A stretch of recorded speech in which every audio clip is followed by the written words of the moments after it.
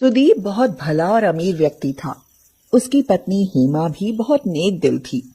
वह किसी का दुख नहीं देख सकती थी। हेमा और सुदीप के 2 बच्चे थे। बेटी का नाम टीना था और बेटे का गौरव। उनकी खुशहाल फैमिली थी। अचानक उनकी खुशियों को ग्रहण लग गया और सुदीप को कैंसर की बीमारी हो गई। उसकी बीमारी में घर के सारे रुपए खर्च हो गए। फिर धीरे धीरे खेत, जेवर, मकान सब कुछ बिक कर सुदीप की बीमारी में लग गया। अब उनके पास कुछ भी नहीं रह गया था। सुदीप इस बात से बहुत दुखी था, लेकिन वह कर ही क्या सकता था। वह लाचार था। उनके यहाँ खाने तक के लाले पड़ गए। घर में सभी लोग भूखे प्यासे बैठे थे। हेमा मन में कह रही थी, हे भगवान, अब मैं क्या करूं? मैंने तो कभी किसी से कुछ मांगा भी नहीं, इसलिए मेरी तो हिम्मत भी नहीं होती। और मांगने से भी कोई एक दिन के लिए दे देगा, रोज रोज कौन दे देगा? तभी टीना ने कहा, मम्मी, क्यों ना हम चूड़ी की दुकान खोल लें? हमें जो इनकम होगी उससे अपने घर का खर्चा चला लिया करेंगे। गौरव बोला, हाँ मम्मी, ये बहुत अच्छी तरकीब है। लेकिन हमें चूड़ियों के लिए पैसे कहाँ से मिलेंगे?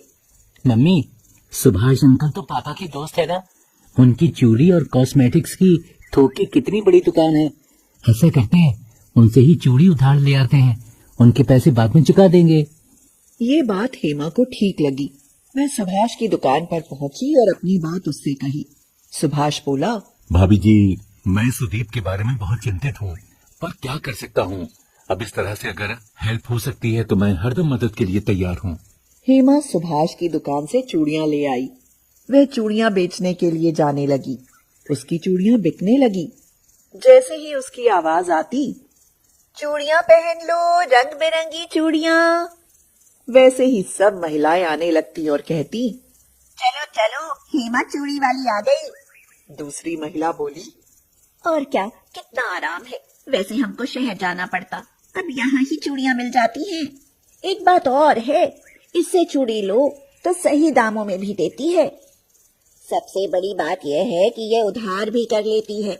अगर हमारे पास पैसे नहीं है, हम तब भी चूड़ियाँ पहन सकते हैं। और क्या, कहीं दूसरी जगह हमारे पास पैसे नहीं होंगे तो हमें चूड़ियाँ पहनने को नहीं मिलेंगी। कोई तीज त्योहार हो तो कोई दिक्कत भी नहीं होती, बस खबर भिजवा दो, घर आकर पहना जाती है। वहीं एक घर भोला ग्वाले का भी था। उसके यहाँ एक छोटी सी लड़की कुमकुम रहती थी, जिसे भोला बहुत मारता था। उससे हेमा की जान पहचान हो गई थी। वह उस बच्ची को अक्सर फ्री में चूड़ियां पहना देती थी। अब सब काम अच्छा चलने लगा। खूब आमदनी होने लगी थी। सुदीप की दवा भी नियमित रूप से होने लगी। इस तरह से 1 साल निकल गया। लेकिन एक दिन हेमा घर आकर उदास होकर सुदीप से बोली, अब चूड़ियों की बिक्री कम होती जा रही है। टीना ने पूछा, क्यों मम्मी, ऐसा क्या हो गया? अब यहाँ बहुत सी नई नई दुकानें खुल गई हैं। वहाँ से घटिया लेकिन फैंसी और चमकीली चूड़ियाँ मिलती हैं। लोग वही पसंद कर रहे हैं। फिलहाल तो ये चूड़ियाँ लगभग बिक गई हैं। अब नया स्टॉक लाना है, लेकिन पैसे पूरे ही नहीं हो पाए हैं। पिछले महीने के भी पैसे चुकाने हैं। सुभाष भाई ने कुछ कहा तो नहीं, लेकिन मुझे तो संकोच होता है ना। क्यों, क्या हुआ? क्या चूड़ियाँ बेचकर पैसे नहीं मिले तुमको? सभी अच्छे लोग नहीं होते। कुछ लालची बेईमान लोग उधार के पैसे ही नहीं दे रहे हैं। और कभी कभी जिन गरीब लोगों के पास पैसे नहीं होते हैं, उन लोगों को मैं चूड़ियाँ दया करके फ्री में दे दिया करती हूँ। इसलिए इस बार पैसे जमा ही नहीं हो पाए। सुदीप तो वैसे भी चारपाई पर लाचार पड़ा था।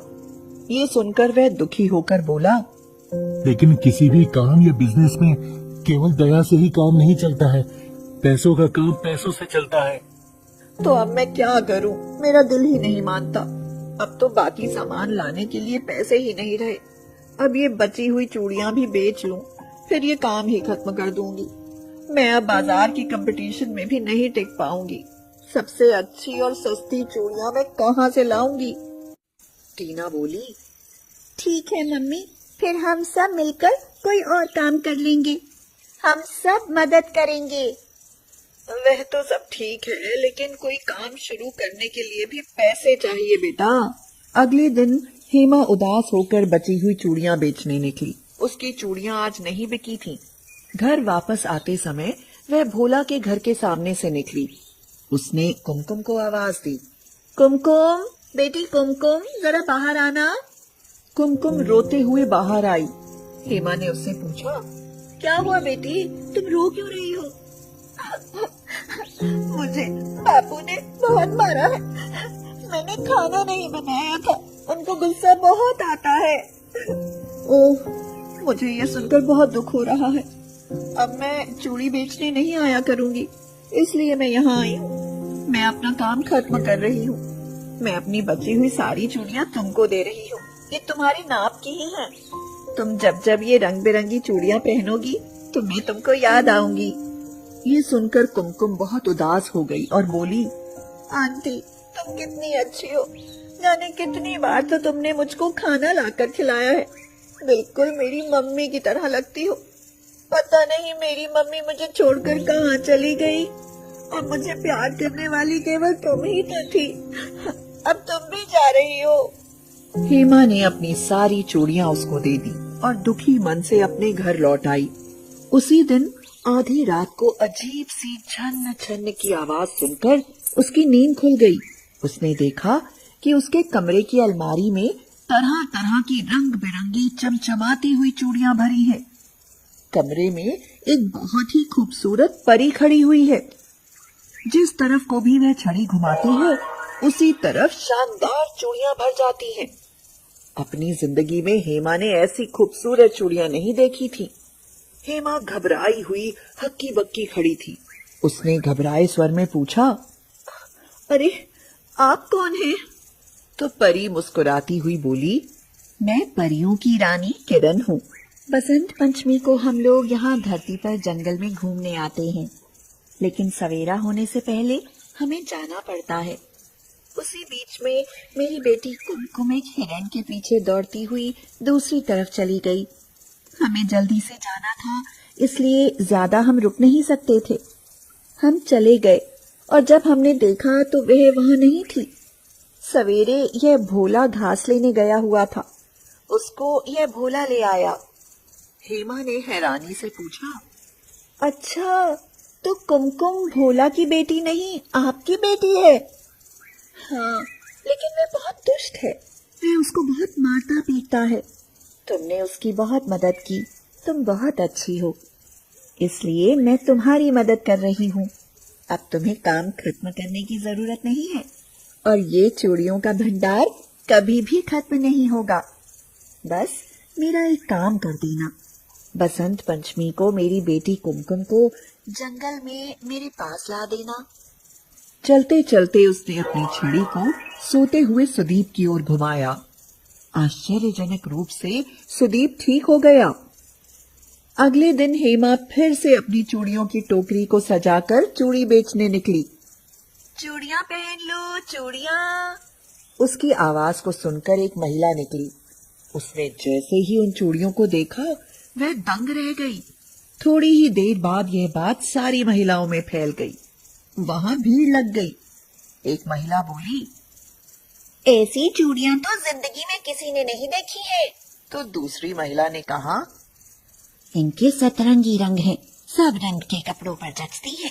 ऐसे नगदार डिजाइन किसी भी दुकान की चूड़ियों में नहीं है। हाँ, भगवान तुम्हारा लाख लाख शुक्र है कि अब मेरी चूड़ियां सबसे ज्यादा बिक रही हैं और जितनी चूड़ियां बेचती हूँ उतनी ही बढ़ जाती हैं। अब हम खूब बड़ी सी दुकान खोल लेते हैं। मैं ठीक हो गया हूँ, अब सारा काम मैं करूँगा। अब एक बार फिर से हेमा और सुदीप की जिंदगी खुशहाल हो गई। आज बसंत पंचमी की रात थी। हेमा कुमकुम को जंगल में लेकर आई। आसमान से उतरती परियों के संग परी रानी ने कुमकुम को देखते ही गले से लगा लिया और रोते हुए बोली, मेरी बेटी, तुम कहाँ खो गई थी? माँ, आखिरकार आप मुझे मिल ही गई। भीगी आंखों से हेमा ने सबको विदाई दी। कुमकुम के साथ सभी परियां आसमान में उड़ गईं।